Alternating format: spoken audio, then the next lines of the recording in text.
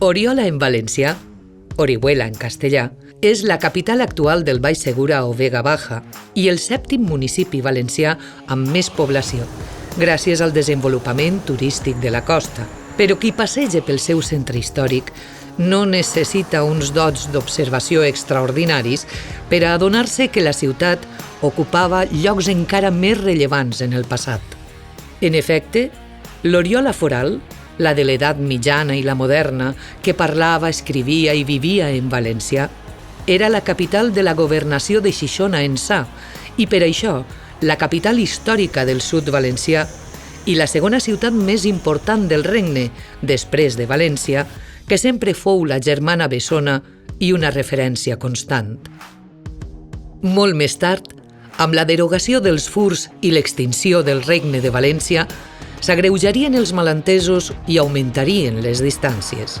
Per això, potser, és arribada l'hora de buscar punts en comú, de tornar a teixir els llaços de sempre, que cada volta reclamen més veus des d'este esplèndid sud del sud, ple de singularitats fascinants i, a pesar de l'aparença, impregnat d'una valencianitat antiga a prova de segles.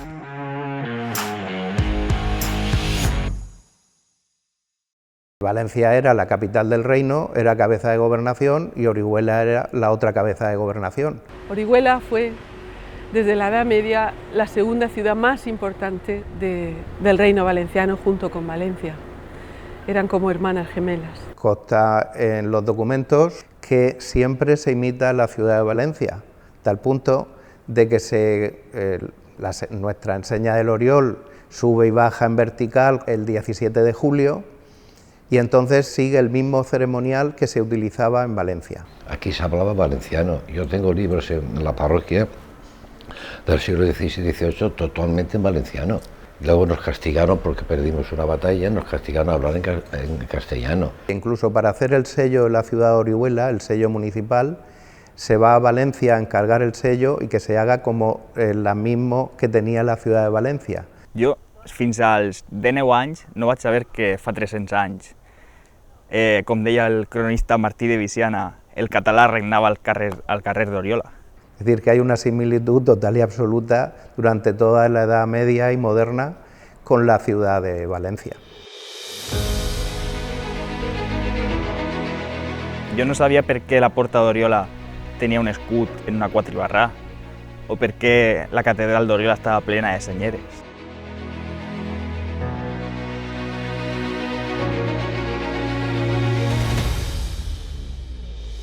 En Orihuela yo creo que hay más barras de Aragón que en Valencia, porque es el escudo del reino.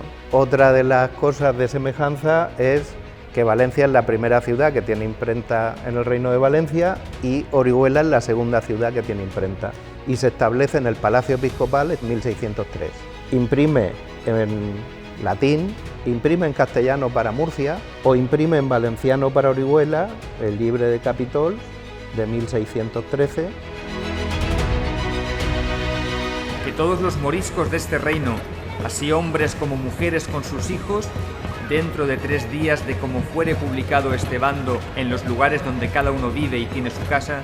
El 1609, la corona decreta l'expulsió dels moriscos, els descendents dels pobladors valencians anteriors a la conquesta catalano-aragonesa, que ja feia segles que parlaven àrab i practicaven l'islam. Eren 1/3 de la població valenciana del moment i per eixa raó l'impacte social i econòmic d'una mesura tan dràstica és enorme. En el cas del Baix Segura, la repoblació també significarà a la llarga un gran canvi cultural i lingüístic.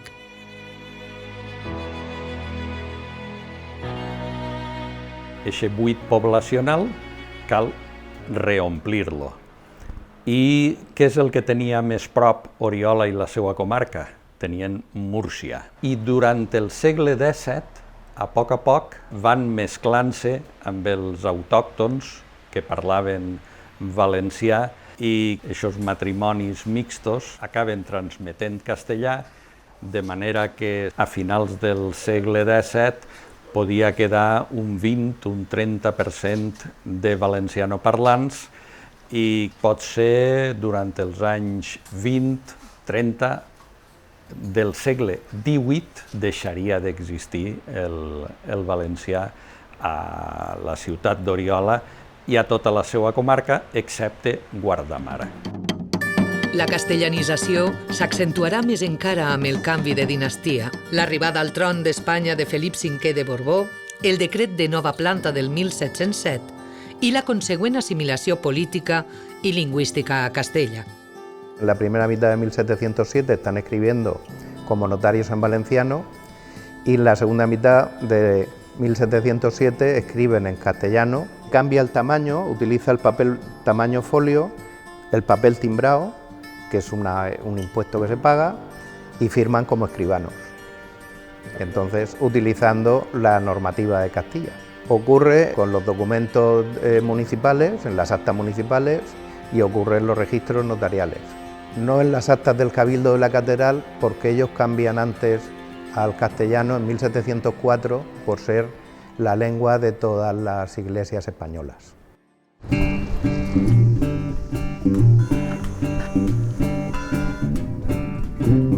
Però els prop de 500 anys de valencianitat plena, transcorreguts des de la conquesta del segle XIII, no podien esborrar-se fàcilment.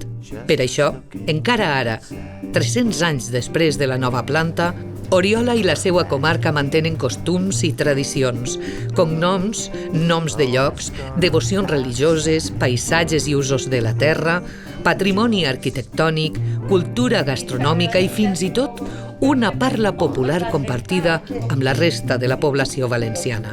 N'és un bon exemple la commemoració anual de la conquesta i el cerimonial vinculat a la bandera de l'Oriol, símbol de la ciutat. Nuestra enseña del Oriol sigue el mismo ceremonial que se utilizaba en Valencia. La baixen per el balcó para que no se doble, solamente se pot inclinar ante Déu y ante el rey. Se compra un cordón para bajar el Oriol desde el balcón hasta el suelo y luego se compran 4 cordones con borlas, igual que los síndicos que portan las borlas de la señera en Valencia. Entonces tú la agarres y la portes a Santa Justa, donde se fa la misa de reconquista, de acción de gracias. Se trata de imitar todo lo que hacía la ciudad de Valencia. Finalizada la misa, se fa un recorrido per tota la vuelta a los puentes que llamamos aquí. Igual que los Ratpenats, la cimera de la señera valenciana, en la enseña oriolana está rematada por un pájaro que le decimos popularmente el oriol. Una oropéndola, que era un pájaro pequeño, y hace unos 3 años que se estuvo estudiando el cambio del escudo de la ciudad, y cuando hablan del escudo de la ciudad nos dicen que es un halcón, que es el gerifalte, que es el halcón más grande que existe, que además en el siglo XVI va rodeado de una leyenda y significa que ese halcón, ese gerifalte, está representando a Jesucristo, y sería probablemente el escudo que traían los conquistadores cuando vienen a hacer la conquista de este territorio musulmán. Com en tantes altres comarques valencianes, el culte a Sant Vicent Ferrer i el record de les seues predicacions es manté ben viu. És patró d'Algorfa i se celebra la seva festa a Albatera, Bigastre, Torrevella i especialment a Callosa de Segura, on una inscripció al costat de la porta gòtica de l'església de Sant Martí evoca al pare Vicent, que també va deixar senyal a Oriola. Que estuvo aquí en Orihuela, donde dejó su palabra y dejó la cruz de la muela.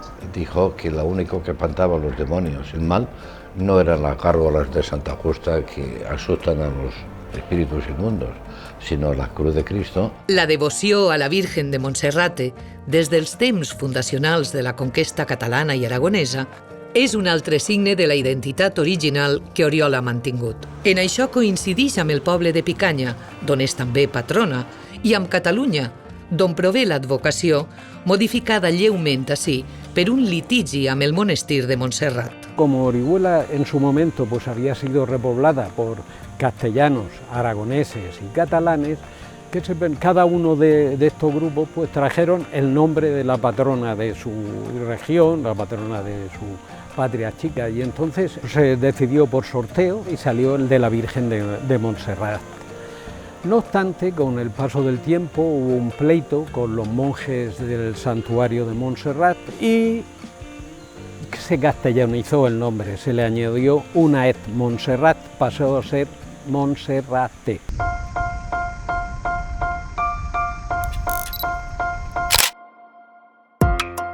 La toponímia és un altre dels àmbits on el valencià perdura.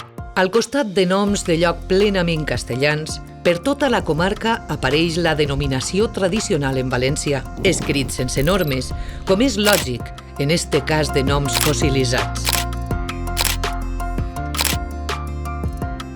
Un altre territori que no pot amagar l'arrel valenciana és el dels cognoms. Juntament amb els llinatges castellans aportats pels repobladors del segle XVII, trobem els valencians originalment catalans. Retolen places i carrers, apareixen en rètols de negocis i són inconfusibles als cementeris, els llocs on es poden observar millor els cognoms de les persones. Este de Rafal n'és un bon exemple.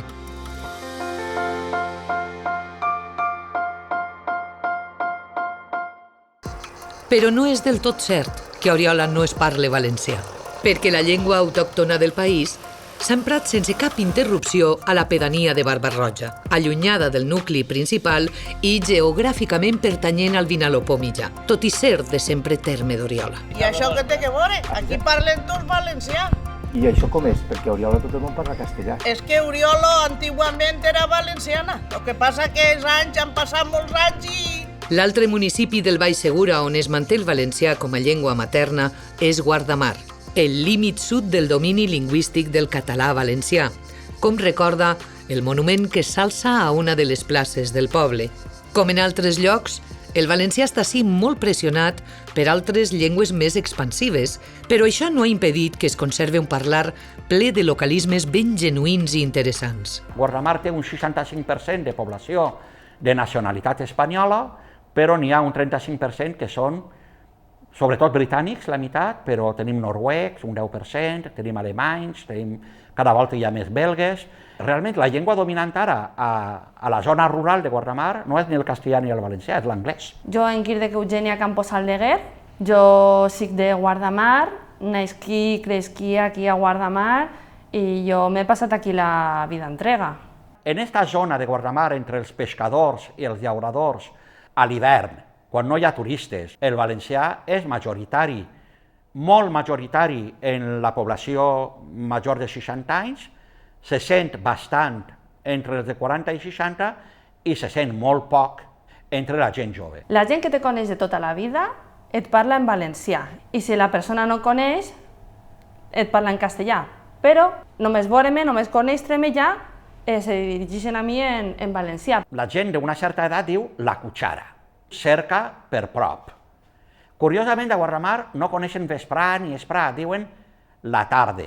Però és que després, curiosament, tenen altres paraules que a València o a Elx són tingudes per paraules literàries, no? Diuen, me'n vaig pensar, me'n vaig penjar, la mar minva, per donar uns poquets exemples, no? Aquí la gent no camina, aquí la gent navega. He tingut fa poc un xiquet de 6 mesos ara i jo li parlo també en valencià. Aquí tot el món a Guardamar diu abans. A València tothom diu antes. Ningú de Guardamar li dirà a uno de València que antes està mal dit. La gent de València no mos en perdonen ni una. El guardamarenc té un complex d'inferioritat enorme. Si tu vens de fora, com sigues d'Alcoi cap amunt, no te parlaran en valencià. Mon pare és castellano parlant, ma mare és valenciano parlant, però quan jo nasquí, mon pare començà a parlar-me en valencià i ara l'entorn de ma casa és tot valenciano parlant. Més entre la gent d'una certa edat i en entorns rurals, però no només, està igualment molt viva a tota la comarca una varietat del castellà vinculada al parlar de Múrcia, però amb una forta presència de paraules procedents del valencià. El professorat de valencià ho sol remarcar als seus alumnes. I tenim paraules, vocabulari, que a ells es crida molt l'atenció, això que es diga pèsoles, que es diga bajocas, que es diga bolsaguera. Jo els dic, però no hauria de ser polvareda? Si ve de polvo, polvareda, i clar, els impacta. Ai, pues sí. i es pensen que és una manera de parlar d'aquí, però no se plantegen mai que això prové del valencià. En una conversa espontània, quan es fa servir un registre despreocupadament col·loquial, este lèxic apareix amb potència, sobretot si es parla sobre la terra, els costums o la cuina popular. La gravació la protagonitzen 3 veïns de Redovà. Al maestro se le rompía el hilo y la apagaba yo. Le daba un calbotazo en la cabeza. Se decían escorriores y había que quitar toda la hierba que había crecida dentro para que si venía el agua pues que pudiera pasar. Me fui a segar a Tierra Madrid con mi padre, tenía yo 12 años. Cogimos patatas, cogimos panizo y habían panochas de esas de hacer tostones. Pésoles, guisantes, mejor dicho, guisantes. Pésoles, nosotros decimos pésoles. De la panocha sacaba el panizo y quedaba una pellorfa. Y luego se cogían las más blanquicas, se llenaba el colchón y a dormir en ella. Que había un ruido. Si en la noche había caído el rugido, pues nos calábamos todas, teníamos que ir todo el día a mojar. Si había prunas, porque se trabajaba también con las prunas, de lo que trabajábamos allí era el postre que teníamos. Después de comer un trozo de tostada con un café, pues te queda redonda. De aquí para allá, para el cementerio, no habían casas. Todo eran solares, era garroferos plantados, almendreros. Garroferos, algarrobos. Garroferos. Pájaros que habían antes. Gorriones, cagarneras, porputas, merlas. Merlas es lo que llamaban. Para que sacarle los hilos a la lana. A la lana y que tuviera primero más, se lavaba. Y tuviera más molla. Hablamos diferente a como hablan por ahí, pero hablamos como sabemos. Sin ir más lejos, esta mañana digo a mi hijo, Francisco, dame la botella del aceite. Y dice mi nieta, que aún no tiene 3 años, abuelita, no se dice aceite. Digo, ¿cómo es que se dice? Se dice aceite. Digo, pero es que la abuelita si no lo sabe decir porque me mordió la lengua.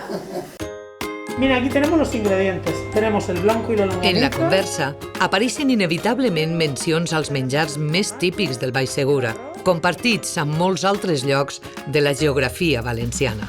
Lo más típico es el cocido y el arroz y costra. El arroz y costra era por Navidad, por San Miguel, que son las fiestas de aquí, y como es el patrón del pueblo, pues entonces se hacía arroz y costra para que era un día señalado.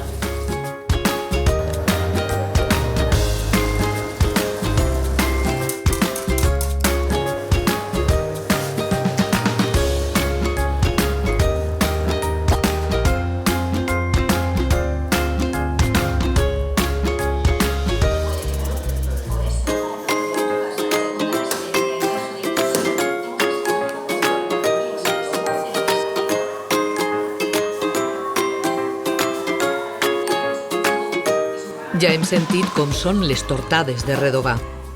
Però els obradors dels forns i les pastisseries de tota la comarca elaboren tonyes i pastissets, bé dolços de moniato, bé salats de tomaca amb tonyina, o de pèsols i ceba, i mones, naturalment, sobretot per Pasqua, com a tot arreu. Si mirem l'espai físic, el territori del Baix Segura és ben semblant a la resta de planes litorals de regadiu que s'estenen de nord a sud de la geografia valenciana. Les vores del Millars, el Palància, el Túria, el Xúquer, el Serpis, el Vinalopó o el Segura apenas tenen diferències. Es que el paisaje de la Huerta de Orihuela yo creo que es lo más semejante que hay en el reino con el paisaje de la Huerta del Júcar, con esas palmeras que hay, esas casas diseminadas en la huerta, los naranjos y demás, el sistema de riegos incluso. En Valencia está el Tribunal de las Aguas y en Orihuela hay un juzgado privativo de agua que ja s'establece en el siglo XIII. S'ha demanat també que siga patrimoni de la humanitat tota l'horta d'Oriola, perquè el sistema de reg, al igual que passa a València, té més de 1000 anys.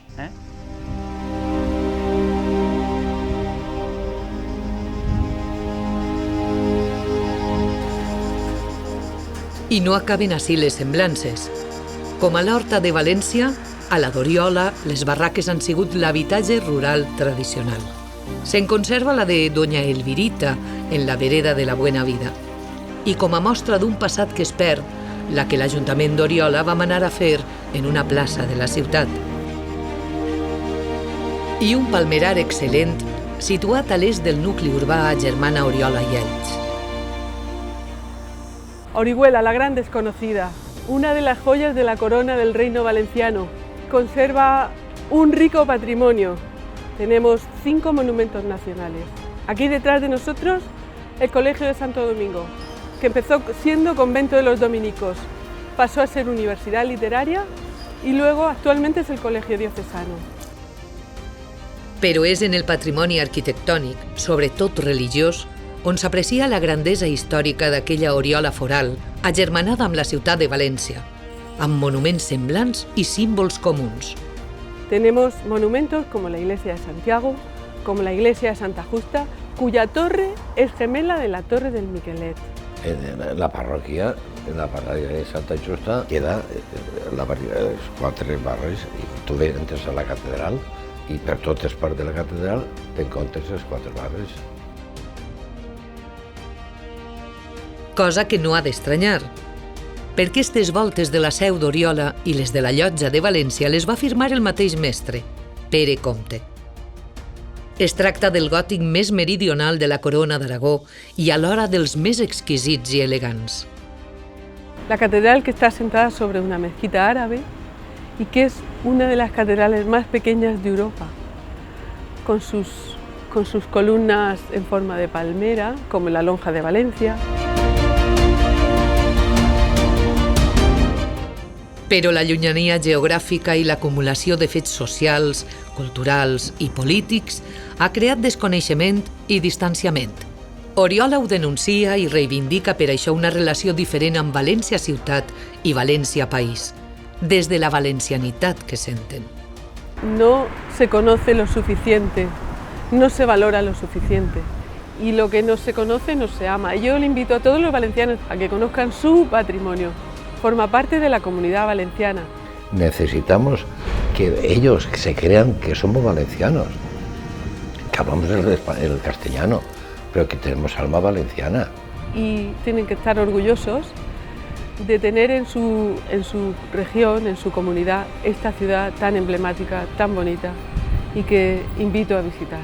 Nosaltres estem a 20 minuts de Múrcia. Des de la democràcia, acá no existía. Valencia está 2 horas y media, buena hora. Antes estábamos a 5 o 6 horas. Entonces, ir a Valencia costaba mucho. Todo eso ha creado ahí un ADN de no ser protegidos, de no ser queridos. Orihuela ha querido amar mucho a Valencia, se siente valenciana, pero no nos sentimos tan amados y tan correspondidos como Orihuela se merece.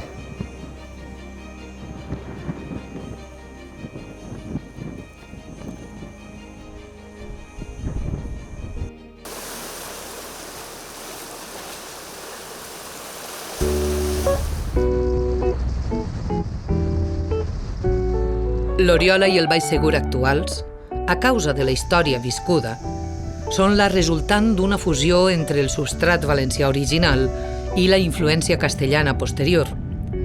I és eixa mescla la que determina una personalitat rica i singular, com ocorre generalment en totes les situacions de mestissatge. Però no és senzill viure amb 2 ànimes. A reconèixer i estimar eixa dualitat, castellana i valenciana, a voltes poc visible, ajuden iniciatives personals certament remarcables que han sorgit en els últims temps. El meu home, que és de Madrid, va vindre així a Oriola per amor, per estar amb mi, i em va demanar que es casarem en valencià. Soc d'un poble, Callosa de Segura, però estic vivint en Rafal ja des de fa 34 anys. És zona castellanoparlant total. Sabia que era molt important per a mi i jo considero que era el major acte d'amor que es podia fer. Mon pare ja va estudiar de xicotet en els franciscans d'Ontinyent. Va començar a parlar en valencià i ens va inculcar a tots un poquetet l'amor per tindre una altra llengua. La cerimònia es va celebrar a l'Ajuntament, va estar magnífic i molt encantadora. Com vas conèixer el meu home, que és valenciano parlant, doncs vas tindre l'oportunitat de començar a practicar. I la sort d'anar a un poble que és Bocairent, i a les meves filles, des de xicoteta, sempre les hem parlat valencià. E inclús ara, que tinc 3 nets, sols parlem valencià dins de casa. Jo sóc natural d'aquí, de Callosa de Segura. Jo tinc un germà major i va començar a escoltar música en valencià a grups com Obrim Pas, Espencat, La Gossa Sorda, i vaig començar a conèixer gent que compartia els mateixos interessos. Anàvem als concerts d'aixòs grups i, clar, això va crear un vincle més especial encara amb la llengua. Jo em sent bilingüe. El que passa és que una és des de xicoteta i l'altra és perquè jo he volgut afegir-la i m'he donat compte de que teníem una altra llengua. I vaig veure que una de les eixides de filologia catalana era ser professora també, i a més de valencià. I a mi, que havia començat a agradar-me tant el valencià, doncs em vaig llançar al pou i em vaig ficar a filologia catalana, sent de Callosa de Segura. Un xaval del Baix Segura que en 18 anys no havia parlat valencià ni l'havia volgut entendre. No va ser fins que vaig conèixer a la meva parella, que és natural de Pego, que jo vaig començar a entendre el que era la llengua, el que era el món del valencià, la cultura, la música, i gent que m'ha omplit el coret. I em va fer molta il·lusió el dia que em van donar una vacant aquí a Callosa. El meu objectiu, el que em vaig plantejar el primer dia, és com vaig a fer jo que aquests alumnes estiguen còmodes en la llengua, no? Com vaig a saber fer que el valencià també forma part de la seva història, no? A la meva família no és que m'hagin demanat explicacions, però els va semblar prou raro. El dia que els meus pares em van sentir parlant en valencià en somnis, a l'endemà em van preguntar què estava passant. Estava patint la metamorfosi de Kafka. El conocimiento de una lengua más enriquece la formación de todo el alumnado y le pone en condiciones de ampliar el conocimiento de otras. El meu dia a dia és això, crear alumnes que siguin competents en valencià però que al mateix temps senten la llengua com a seua. Jo sempre dic, sereu capaços de parlar valencià si vos ho proposeu. Si vos tanqueu en banda de no vaig a parlar valencià en la vida, no el parlareu. Però si comenceu a parlar, comenceu a conèixer gent, a llegir llibres, a escoltar música, i així és com s'aprèn. No puede haber un rechazo basado en que el cerebro es limitado y que no admite un aprendizaje de una nueva lengua porque puede dificultar otras cosas. No es así, es todo lo contrario. En estos 5 anys d'aprenentatge, 4 d'ells dins d'una carrera de magisteri, el que he pogut reflexionar és que hi ha moltíssimes connexions entre el meu poble y la resta de pueblos valencianoparlants. Aumenta sus posibilidades de trabajo, dado que en un futuro se pueden encontrar no solamente con las administraciones, sino con empresas que le exijan que tengan un conocimiento del valenciano. Això em va dur a orientar el meu TFG, el meu treball de final de carrera, a una nova manera d'ensenyar el valencià dins de la meva comarca del Baix Segura. A mi el valencià me l'han ensenyat com l'anglès. Mai m'han ensenyat ni la història del Baix Segura, ni la història del País Valencià, ni la història de la llengua, ni per què l'estudiàvem. I al dur als meus alumnes per Oriola, havent estudiat la història d'aquesta ciutat i la seva relació en el català, és on veig jo l'aprenentatge significatiu. Per què estem estudiant aquesta llengua? Perquè ha sigut nostra. I és el nostre passat. Rosquilletres! Hola, amics i amigues! Benvinguts i benvingudes de nou a una nova edició del Rosquilletres. Anem amb Carmen Guillermo i Àngela de l'Institut Santiago Grisolia de Callosa de Segura. Està molt bé perquè es treballa molt la llengua, el vocabulari, la pronúncia de les paraules, l'accentuació, que és una cosa que els costa bastant. A-T-E-N-T-A-M-E-N-T. Viaducte, bombero, torero. Després els alumnes, els amics, els animen, venen a veure'ls i dels 3 anys que jo he anat i de l'any de la ràdio sempre hem guanyat, o sigui que estem superorgullosos i desitjant que arribi el pròxim any per a continuar gravant. i l'IE Santiago Grisolía de Callosa de Segura n'ha aconseguit 3.500. 3.500! S'emporten la victòria! L'any passat vaig tindre una filla i, de fet, li vaig posar de nom Laia, que és un nom molt valencià.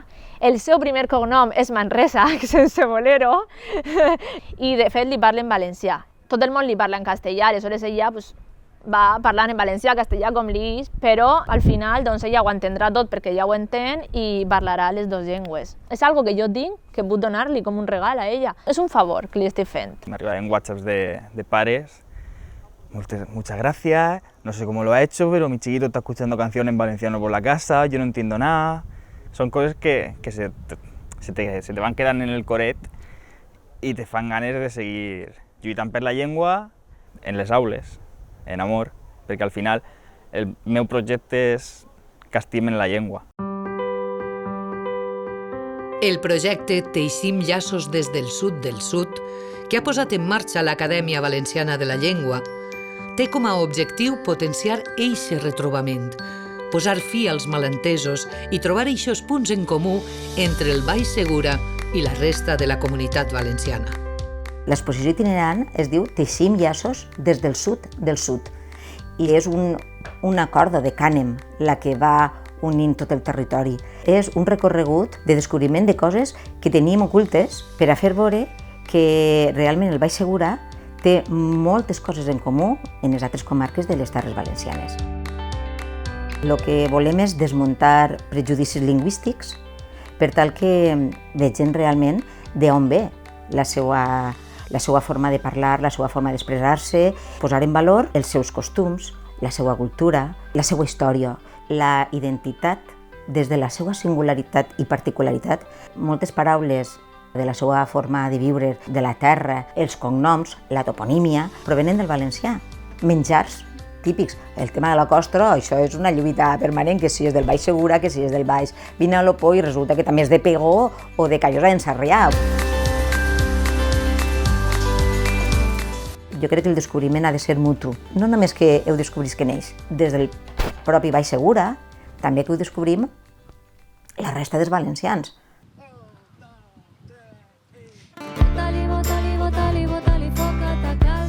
Cris de la cendra, la senda. Obrir les veles, el vent ens portarà.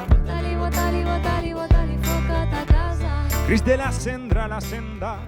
És El Camión de la Basura, un grup format per joves de diversos pobles de la comarca que experimenta cantant també en valencià. Bota-li foc és un primer treball en la nostra llengua i en preparen un altre. Se senten mestissos y volen tendir ponts. Sentíamos que realmente la música en valenciano había tenido una influencia muy directa en lo que era la banda. A raíz de unos profesores que tuvimos en el instituto, fundamentalmente. Ahí conocimos Brin Paz, La Gosa Sorda, grupos que estaban más o menos también haciendo un poco, yo creo, algo parecido a lo que hemos intentado hacer nosotros aquí, que es esa defensa de la tierra, de cuidar un poco las raíces. Yo creo que esa necesidad de cuidar el idioma también te lleva un poco a la necesidad de poner en valor el territorio. Sí que es una zona que está impregnada un poco de todo eso que ha ido viniendo de la cultura valenciana, que viene también en la música, ¿no? Se habla también de la Vega Baja un poco como ese espacio que de alguna forma también a veces cuesta que la gente valenciano parlante entienda que también puede ser algo en lo que reconocerse. Entonces queríamos de alguna forma generar esa especie de historia de ida y vuelta en la que nosotros reconocíamos la importancia del valenciano para nosotros y al mismo tiempo abríamos un poco las puertas a la gente de fuera para que entendiera que en esta tierra están esas influencias muy presentes, ¿no? Y muy latentes. Una casa, un laberint de veus calidoscòpiques, escletxes a l'exam, alternatives econòmiques, els teus ulls clars tan plens de mirades utòpiques, posant sobre el tauler la llum rebel de les vesprades, passa a gaudir del vol bastard del Saltamartí.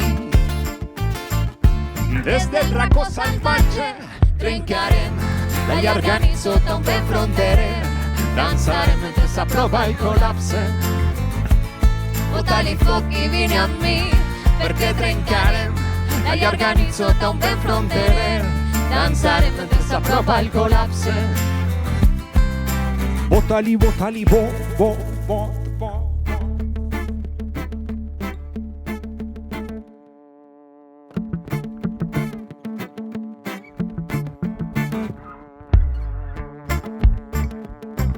Caminant hem après a vencer el vertigen. Caminant hem après. Caminant hem après. Venim del vent calent, de la pols del desert. Respirem del foc blau i l'espurna. I l'espurna. Tenim volcans als ulls, la casa oberta. La casa oberta. Un paisatge dins del pit, creixant la sembra. Trencarem la llarga nit sota un vent fronterer. Dansarem mentre s'apropa el col·lapse. Bota-li foc